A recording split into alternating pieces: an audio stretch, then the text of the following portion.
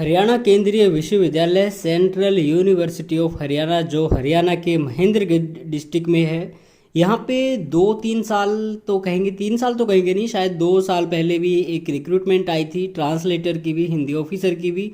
तो पता नहीं चलता है कि उनका कब एग्ज़ाम हुआ था या नहीं हुआ था, कैंसिल हो गया, क्या हो गया। तो हम एक बार वीडियो बना देते हैं, उसके बाद में बहुत कम टाइम मिलता है कि ऐसे यूनिवर्सिटीज़ की वेबसाइट पे जाके चेक करना। तो फिलहाल यहाँ पे एक और रिक्रूटमेंट है जो कि रेगुलर बेसिस पे है। रेगुलर का मतलब होता है परमानेंट, एकदम डायरेक्ट। और इसके लिए लास्ट डेट जो है आपको बता देते हैं, 15 मार्च 2024 है। तो जो इसके लिए एलिजिबल हैं वो थोड़ी जल्दबाजी दिखाएं और इसके लिए आवेदन कर दें, क्योंकि अभी 12-13 मार्च हो चुका है, तो 2 दिन आपके पास केवल बचे हुए हैं। तो यहाँ पे वेरियस पोस्ट है, वैसे तो कई सारी पोस्ट आपको देखने को मिल जाएंगी, लेकिन सीरियल नंबर 2 पे हम आपको बताने वाले हैं। हिंदी ऑफिसर की जो पोस्ट है लेवल 10 की है और ग्रुप ए में आती है, गैजेटेड पोस्ट है ये। लेकिन यहाँ पे यूनिवर्सिटी का थोड़ा अलग ही फंडा होता है और केवल एक वैकेंसी है जो कि यूआर कैटेगरी के लिए है। तो क्वालिफिकेशन यहाँ पे जो एसएससी में होती है, मास्टर डिग्री के साथ बैचलर डिग्री, और ये आपके सब्जेक्ट होने चाहिए, सेम है यहाँ पर। और इसके साथ साथ इन्होंने एक चीज़ की और मांग की है, डिप्लोमा तो नहीं मांगा है, लेकिन इसके साथ इन्होंने कहा है कि 3 साल का आपका एक्सपीरियंस होना चाहिए जो कि टर्मिनोलॉजी वर्क में हो, हिंदी और ट्रांसलेशन में, या फिर इसके साथ साथ अगर टीचिंग का एक्सपीरियंस है हिंदी और इंग्लिश में, या फिर रिसर्च इन हिंदी और इंग्लिश। रिसर्च का मतलब जो बंदे पीएचडी कर रहे हैं या कुछ और कर रहे हैं, तो वो हो सकता है आपका सेंट्रल या फिर स्टेट गवर्नमेंट से, ऑटोनोमस बॉडी से, स्टैट्यूटरी ऑर्गेनाइजेशन से, पीएसयू, यूनिवर्सिटी, या फिर कोई और रिकॉग्नाइज्ड रिसर्च और एजुकेशनल इंस्टीट्यूशंस हैं। तो बहुत सारे ऑप्शंस आपको यहाँ पे दिए हैं। तो जो लोग, सीधी सी बात यह है कि हिंदी और इंग्लिश में पढ़ा रहे हैं कहीं पर, या फिर रिसर्च कर रहे हैं, पीएचडी कर रहे हैं, तो वो एलिजिबल हो जाएंगे अगर 3 साल से ज़्यादा उनको हो चुका है। तो डिज़ायरेबल है यहाँ पे 10th लेवल, क्या कहते हैं, 1 मिनट, 8वीं अनुसूची में जो आपकी 22 भाषाएं हैं, उनमें से अगर आपने कोई भाषा पढ़ी है हिंदी के अलावा, तो उसका यहाँ पे थोड़ा बहुत आपको बेनिफिट देखने को मिल सकता है। एज लिमिट हरियाणा में बहुत ज़्यादा होती है, तो ऑब्वियसली यहाँ यूनिवर्सिटी में भी 40 साल एज लिमिट इन्होंने मांगी है। आगे और भी कई सारी पोस्ट आपको देखने को मिल जाएंगी।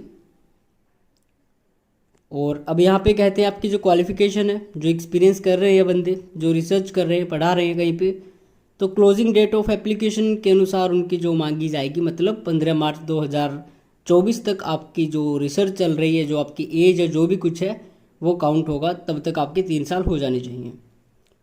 आगे और भी कई सारी बातें कही हैं SC ST OBC PWBD के सर्टिफिकेट को लेकर के।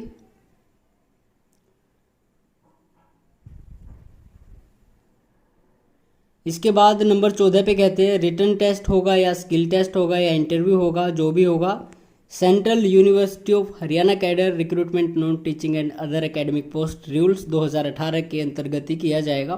तो इनमें से कोई भी एक चीज़ आपकी हो सकती है।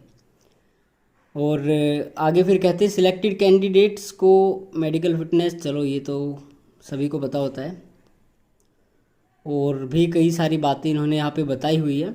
तो आप एक बार इस नोटिस को ध्यान से पढ़ लेना। कोशिश करेंगे कि आजकल में सारे नोटिस, जितने भी अभी 3-4-5 रिक्रूटमेंट्स आई हैं, उनके सारे नोटिस हम अपने टेलीग्राम चैनल पर डाल दें, थोड़ा टाइम नहीं लग रहा है।